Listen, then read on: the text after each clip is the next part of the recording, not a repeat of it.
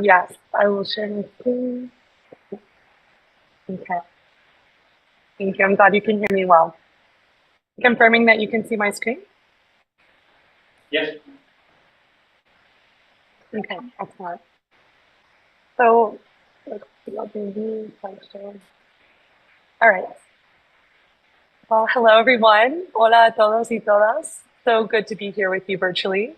My name is Ashlyn Anderson. I am here to present some of my master's thesis research from the London School of Hygiene and Tropical Medicine.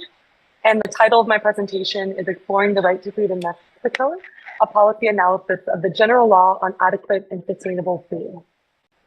So I want to begin by just centering in some of my own positionality and identity, as well as some of the origins of this research. So my background is actually nutrition and public health. So I did studies in the US for my undergraduate in food security and public health nutrition. And then that really inspired a lot of my thoughts around food security being something that is systemic. It's nutrition and food. It's not just about what you eat, but rather the systems around it. And that was really affirmed by my time spent in Mexico, where I received a Fulbright grant and was living and working in Puebla. And that experience really informed a lot of this research today, which is coming from the London School of Hygiene and Tropical Medicine, where I studied a master's in nutrition for global health. And it was through being at LSHTM and through living in Mexico that I was exposed to this concept of the right to food, or derecho a la alimentación in Spanish. And really this question of what does a right to food mean for nutrition? So moving forward to the background of this research, first I want to define the right to food, or derecho a la alimentación. So the right to food is a universally recognized human right, actually enshrined in key international legal instruments, including Article 25 of the Universal Declaration of Human Rights and Article 11 of the International Covenant on Economic, Social, and Cultural Rights. The right to food affirms all people at all times must have physical and economic access to adequate, nutritious, and culturally acceptable food in ways that are sustainable and dignified. So I mentioned the ICESCR, and in 1981, Mexico became a state party to this group.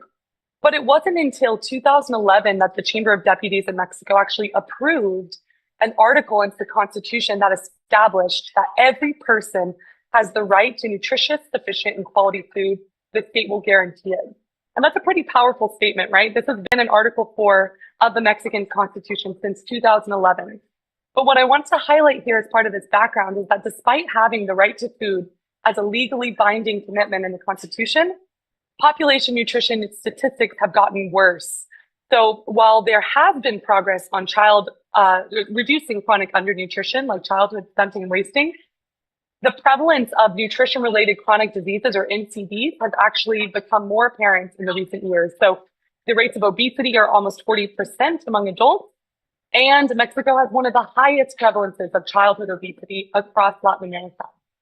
So again, it's the juxtaposition of what does the right to food mean in the context of these very challenging health and nutrition statistics. So this idea of having the right to food in the Constitution actually garnered a lot of attention. In 2011, there were plenty of articles and reports from the United Nations, as well as other bodies, that said this is a giant step forward for Mexico.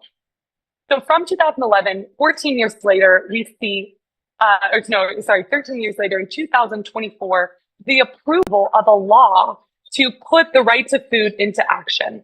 And the law is called the Ley General de Alimentación Adecuada y Sostenible, or the General Law for Adequate and Sustainable Food. And the approval of this law was recognized as a historic achievement for Mexico's food system, not just nutrition, but food system, to strengthen the ways that the government was supporting the provision of adequate and sustainable food. And so you can see here just a couple of the articles that came out of the news of this law, and how civil society, government, and academia came together to not only push this law forward, but actually bring it into passage. So again, this is last year in April, and I had the honor of doing my thesis research at this same time. So it was coinciding exactly at the moment of deciding my thesis research topic and choosing to focus the project on the passage of this law. So that brings me to the title of the research, which is The Right to Adequate Food in Mexico, a policy analysis on the general law for adequate and sustainable food. So the aim of this research is to really examine the policy formulation process of the Ley General. From now on, I'll call it the Ley General, as it's called in Spanish, as well as stakeholders' perceptions on the right to food, and finally, implications of the law for addressing malnutrition. And the methods I used were twofold. It was the policy document review as well as stakeholder interviews with key stakeholders involved in the policy processes of the law, as well as expert knowledge of the food system in Mexico. And here you can see just a schematic of the methods that I use. So again, you see this two-part process of the documentary review, as well as qualitative interviews with stakeholders. And the interview guide with stakeholders was informed by something called the policy triangle, which is a policy framework from Walt and Gibson. And there were kind of three elements of the interview guide. It was the policy formulation of the law, including the context, content, and process. Stakeholders' perceptions on the right to adequate food, what does it mean to them? As well as the implementation of the law and implications for nutrition. So I want to just briefly summarize who I got to interview. So I actually did 13 interviews with stakeholders in Mexico. They were all taking place over Zoom and in Spanish with 4 different sectors. So 5 interviews with government officials, 2 interviews with academics, 3 interviews with civil society organizations, and 2 interviews with international organizations such as the Food and Agriculture Organization, where I'm currently working here in Rome. So I want to really dive in and spend the rest of the time here talking about some of the results. So there were some really rich data, some themes and sub-themes that came from these policy interviews, as well as the document analysis. So for the sake of time, I'll just cover the last 3. So the first one I want to talk about is theme 2, which is enabling and constraining factors to the policy formulation of the law. So again, enabling factors, meaning what is enabling its passage, what helped its realization, as well as constraining factors and things that made it difficult in the policy formulation process. So one of the first enabling factors I want to share is the international collaboration and regional leadership of Mexico in the preparation for this law. So Mexico was actually part of the Frente Parlamentario, so the Parliamentary Front Against Hunger in Latin America and the Caribbean. And through this group, they were exposed, the Mexican government used a framework law on the right to food and food sovereignty. So this is just to say that this law, again, didn't come out of nowhere. It didn't come from overnight, but there was a framework law on the right to food that was utilized by the Mexican government. And you can see this in the quote of a stakeholder. We were no longer proposing a law with unknown results, but we had evidence of it in other countries with more or less similar circumstances. And you can see that very clearly here on this map, which was developed to show where in Latin America are there already countries that recognize the right to food in their constitution. And you can see this here, that countries across Latin America have already done this. So that was something that was enabling in the formulation of this law. Next, I want to move to the constraining factors. So the constraining factors mainly were the contentions of the food industry in the formulation of this law. What was interesting is that all 13 stakeholders mentioned the food industry, but they disagreed. There was various views on the degree of participation of the food industry. And widely, industry actors were recognized as a threat to public health and nutrition in Mexico. And this is seen very evidently in the example of Coca-Cola interfering in food and public health and nutrition, as well as other major food corporations. And you can see this in the quote from government. So despite these favorable conditions, the Ley General encountered opposition and resistance from business groups and corporations linked to food systems. They have advocated that there be no regulation or transformation in food systems, but in the approval process, these interest groups found an ally in the Ministry of Agriculture. So I want to move now to theme 3, which is what is the understanding of the derecho a la alimentación among stakeholders, and what are the implications for nutrition? So one of the stakeholders' perceptions on the right to adequate food was its ability to connect with environmental sustainability. And what was interesting is that thinking about the derecho a la alimentación, not just as a food issue, but as a larger food systems issue and the need to basically address the food system in order to apply adequate nutrition. So you can see this from a civil society member. They said nutrition in the law means guaranteeing that the right to food involves food be produced in a sustainable way, and that implies questioning the production models we have. And I want to make a brief note here that's really important. Linguistically, alimentación is not directly translated to food, right? So even in Spanish, saying derecho a la alimentación goes deeper than just a right to food. It is involving the ownership elements. It's involving the nourishment elements. And so that's really important to notice when you're thinking about the conceptualization of this among stakeholders. And then the last perception I want to share of the right to adequate food is its connection with food security and food sovereignty. So many of you have probably heard of seguridad alimentaria and food sovereignty as well. And many of the stakeholders did not make a distinction, but rather saw that the right to adequate food, food sovereignty, and food security are highly interlinked. However, there was some stakeholders, specifically from government and academia, that did note the distinctiveness of these concepts. I want to read this quote from government official. They said, I think that they are related, but not the same. Because food security for me, derecho a la seguridad alimentaria, is having access to, right? I'm going to be able to eat.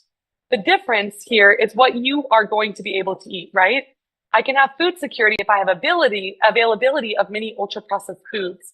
So again, this is making that distinction that a right to food actually goes slightly farther than just saying food security. It's involving that ownership and that the right for an individual to actually take part in the food system and care about the types of foods that they have access to.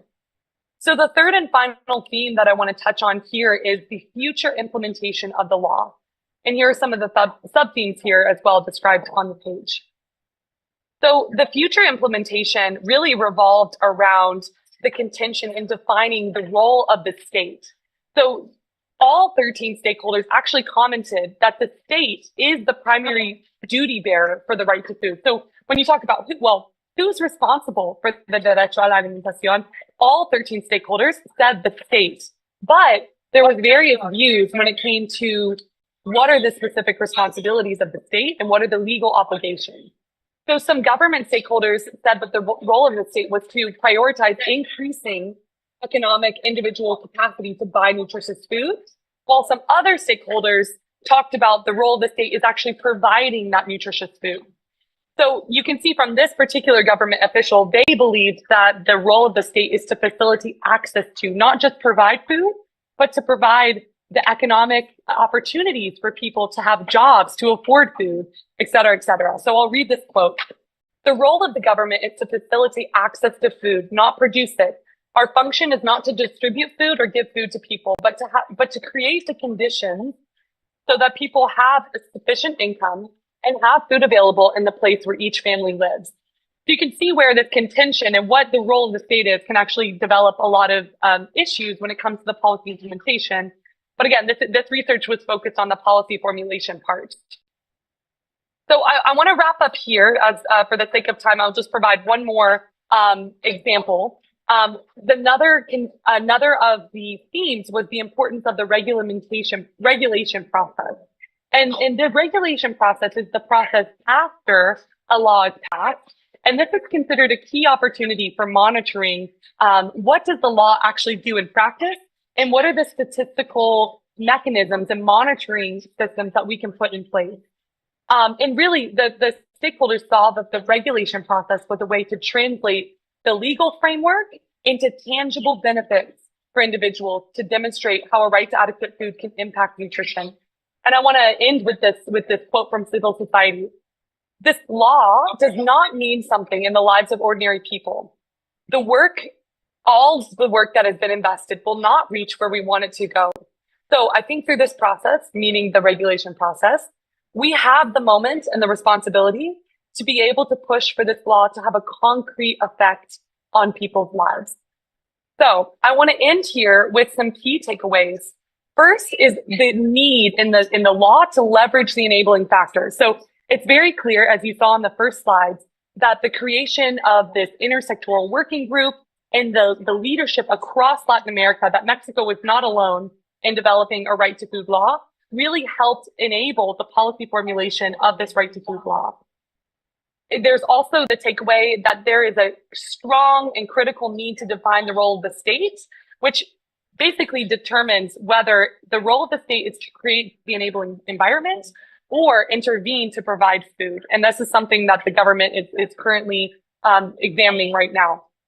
It's also really important to understand the conceptualization of the right to adequate food and what it means to stakeholders, because what it means to stakeholders can actually influence the law's ability to realize its goals.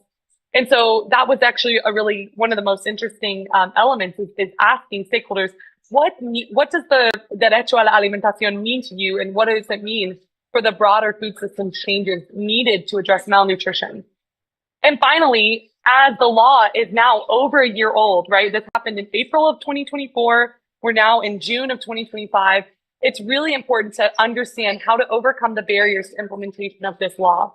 And as we saw in the last slide, the regulation process is essential to verify and add additional transparency mechanisms, as well as alignment with other food policies that currently exist, such as the food labeling, the school meals program, as well as other really critical food policies.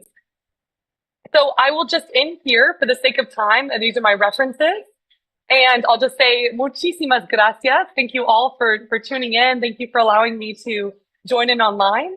I'm currently based in Rome, but there are plenty of collaborations to come back to London. And please enjoy some of these food photos from Puebla. I couldn't help it. The gastronomy is amazing there. And please reach out to my email with any additional questions. So thank you all so much. Muchísimas gracias.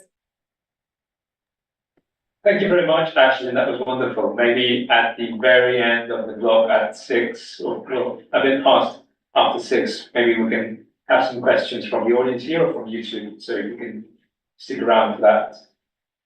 Now we're moving on to